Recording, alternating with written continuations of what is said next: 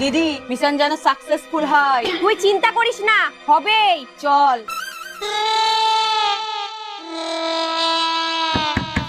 কে? আমি বললে হবে না, আগে নাম বলো। আমার দুই বৌদি সকাল থেকে রং দেওয়ার জন্য ঘুরে বেড়াচ্ছে। জানি তো, তার জন্য একটা খবর দিতে এলাম। খবর? দাঁড়াও, খুলছি।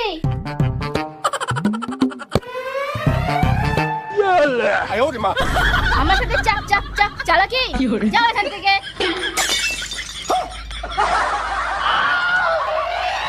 ধুর, তোর বুদ্ধি তো কোনো কাজেই লাগলো না। ও যেরকম বস্তা মাথায় দিয়ে আসবে কে জানে। যেভাবেই হোক আজকে ননদিনীকে রং মাখাবোই। এবার আমার বুদ্ধিটা দেখ। উফ, একটু বাথরুমে যাব, তাও শান্তি নেই। ভালো করে দেখে নিতে হবে কেউ আছে কিনা।